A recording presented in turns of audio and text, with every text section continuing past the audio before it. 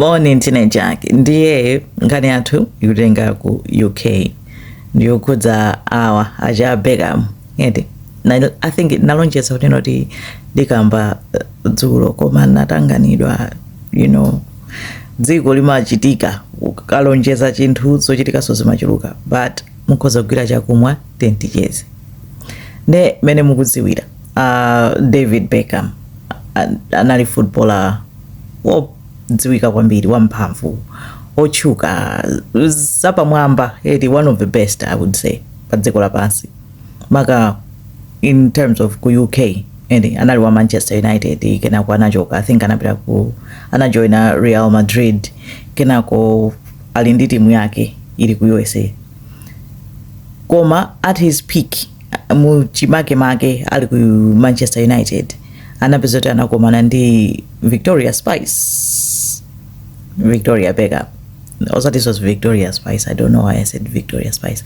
Anali gulu la Spice Girls. And in time yoyo ma Spice Girls iso anali pachimake eti amaicha the biggest girl band pa dziko lapansi inali Spice Girls.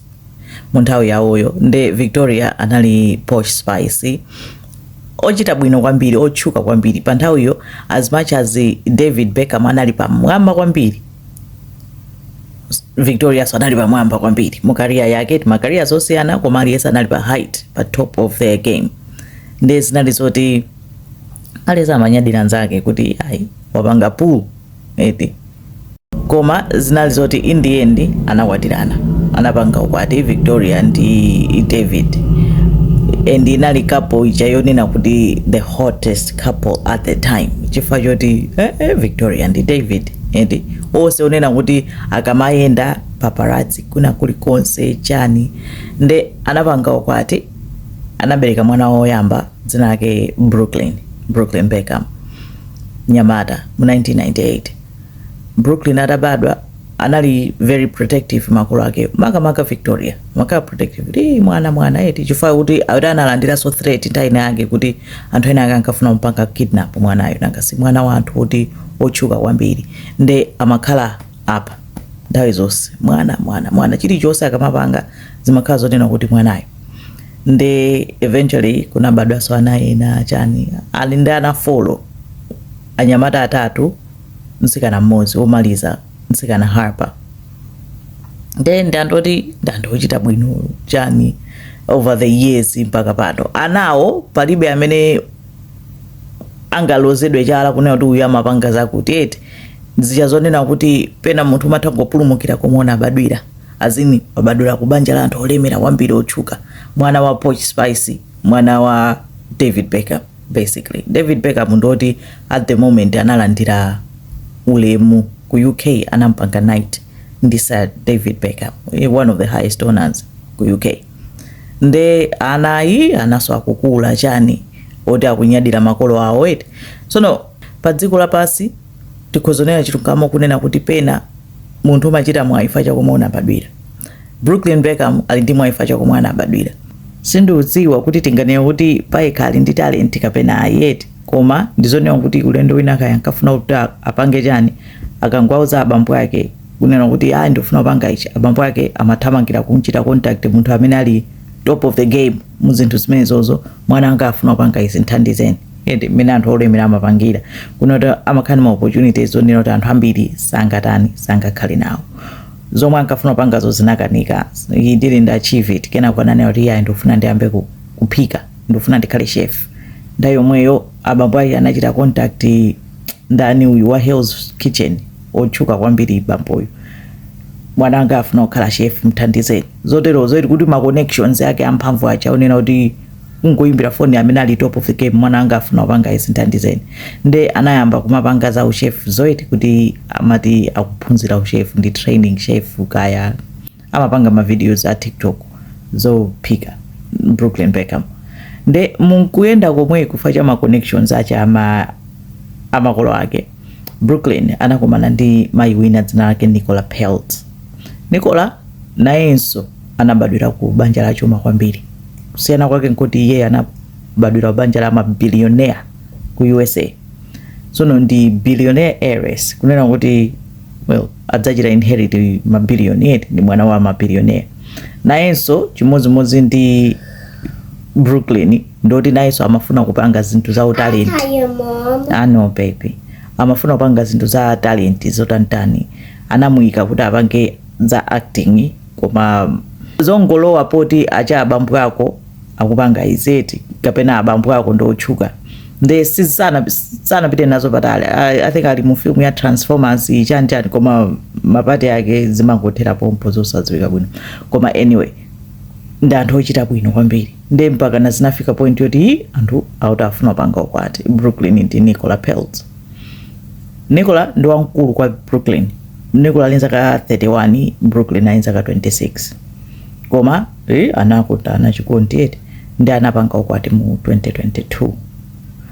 Unalizochuka zina kupanga ukwati billionaire chani kwamba chifukwa chona kuti panopo Victoria ali ndi designer amadziwa panga design zovala, brand yake ndiyo chuka kwambiri ndipo ndiyo dura. Zimamveka kunena kuti yenda amene wapanga dress la ukwati la mpongozi wake Nicola Peltz, koma last minute sinapezeka kuti Nicola sana vale dress lomwe anapanga Victoria kapena Victoria sana pange dress lo, sizimadziwika kweni kuti chiti ndi chiti, koma anavala dress la designer wina. Anthu papena namba ndi kukhanga dababa kalipo anthu sana yanjani china chake, koma zinali mphekesera chape pamkhala mphekesera. Kenako kunali birthday ya David Beckham ya zaka 50. It was a big birthday. Anapezeka kuti Nicola ndi Brooklyn sana pite. Anthu nkumali papene rumors achano amakula iye mpaka nasapite ku birthday ya 50 ya bambo yake. Kenako kuna zamfika zoti akupanga renew ma wedding vows. Noti anthu angokwatana kumene akupanga renew ma wedding vows, koma David Beckham ndi Victoria sana pite. Anthu sunkumada kuti sono ukapanga renew ma wedding vows sana itane makolo ake bwanji. Pamene maruma zachanso kumango kwerabe kuti apatu pali vuto, koma vuto lenilena anthu samalitani samadziwa kuti anthu anayamba nachani kuti munthu ndi mwana wawo. Kenako kuzapezeka kuti mawiki athawa anthu anablokana pa Instagram onse, ndi anthu koyamba nkanena kuti akwa Beckham amuchita Brooklyn block. Kenako mpamene brother wake wa Brooklyn analepa mwana wina wa David Beckham kuti ife tangodzuka tapeza kuti tonse tapangidwa blog pa Instagram onse ndika sister kawo kakakono komwe. Anthu pamene zinayamba anthu kuyankhula kwambiri, kenako kupeza kuti akuti kwatuluka kalata kuchoka ku court watumiza ndi Brooklyn akuti David Beckham ndi Victoria mayake mbambo yake asazampangeso contact, ngati afuna mpanga contact azimuchita contact kudzera mwa lawyers. Anthu kwa kwanji sono anthu amangopanga speculate ifa cheni sichimadani sichimadziwika. Pamene dzana anthu angodzidzimuka kwatuluka mapeji 6 atulusa a Brooklyn alemba pachani pa Instagram akunena uzwi makolo ache akhala kumpanga control moyo wake wonse, iwo zofuna zawo nzongofuna kuti brand yawo izoneka yothwanima yabwino, sama mukonda mkazi wake yu palibe chomwe mkazi anamulakwira, komanso kukwati amayi ake amayenera kupanga dress anangopanga cancel last minute, komanso pomwepo amayi acheyo first dance iye ankayenera kukavina ndi mkazi wakeyo first dance amakayimba ndi Mark Anthony ndi anaitana kuti the most beautiful woman abwere adzatani adzavine ndi bamboyu ata Victoria amayi ache anangothamanga kupita ndipo anavina mosakhala bwino yayi anamuchitisa manyazi kwambiri kuti kulowerera maumwe musiya Nicola kuti akavine. Zimene zomwe walemba Brooklyn tsono anthu amene anapitako akunena kuti Mark Anthony ndi amene anali star singer wa tsikulo, nde Mark Anthony anapita kutsogolo anaitana Brooklyn kuti apite kutsogolo kuti akavine, akuti anthu anachita practice kuti akavina ndi mkazi wake. Nde Brooklyn atapita kutsogolo Mark Anthony ananena kuti may the most beautiful woman come in front, nkuzanena kuti Victoria the most beautiful woman bwera usavine. Sana chule mkazi wake wa Brooklyn ndakuti Victoria danathamanga atamakonda uvina kwa basi kupita kuyamba kutani kuvina.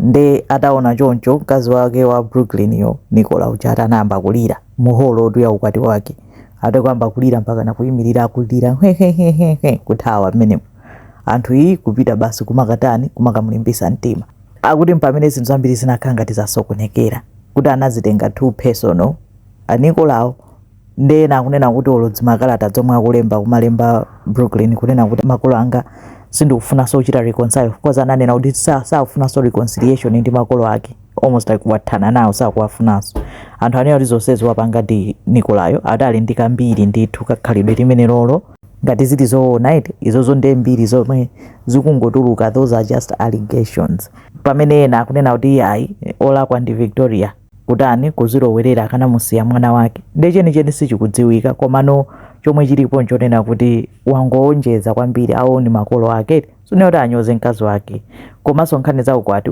uliwonse sipalephera ukwati uli na uliwonse pamakazi topotopo pamakazi ochuluka sipalephera oyambana sizikhala nkhani zonena kuti mpaka na maudani mpaka unena kuti makolo anga sindikuwafunanso Nicolaus ndi billionaire koma anamusayinitsa Brooklyn contract yonena kuti ukwati kutha sukuti adzatenga chuma chilichonse chomwe wachipeza eti anasayina prenup nde palibe chonena kuti akudalirako kwa Nicolaus akuti wazimata matatu kaya ngati mpaka wamata pa khosi pa nkhope ya Nicolaus makalata matatu thupi lonse zazoti zoonjeza pang'ono koma poti love ni love yet sitinganeneretu kuti ani acheuzi kutani koma ponyoza makolopo I wouldn't say kuti ndizanzeru komanso Nicolaus akanakhala kuti nzabwinobwino akanampanga encourage mamuna wake kuti ayanjane ndi makolo ake I don't think pali chinthu cha nzeru china chilichonse kunena kuti pakhale udani sizingathandize iye sizingathandizenso achina David Beckham sakuyankhulapo kanthu angozitani angoyang'ana koma anthu ambiri akwiya nazo pa intaneti kanali ka trend ndithu anthu amapanga mavidiyo mameme Victoria akuvina mnangasa kwanera rana akavina mosakhala bwino akuduka pamenepo chana zoseketsa koma ena mpaka ayamba katika kampeni kunena kuti timpangeni boost ndani Victoria Beckham mpaka na nyimbo yake yomwe anaimba 25 years ago I'm not such an innocent girl ili number 1 pa iTunes afuna kuti ikhale number 1 just as a way of supporting her kone kuti as much as anthu ena akunena kuti ya imwina adivuto ndi makolowa 3/4 ili mbali ya makolo kunena kuti no komanso munthu sungafike po kalemba zonsezo pa Instagram kunyoza makolo ako it was a bit extreme nde yakhankadi yankamwa kwambiri palipose news chani ku UK ndi maiko enawo koma zomwe zikuchitika nzimenezo izo ndezikuchitika uko update chabe zikomo kwambiri.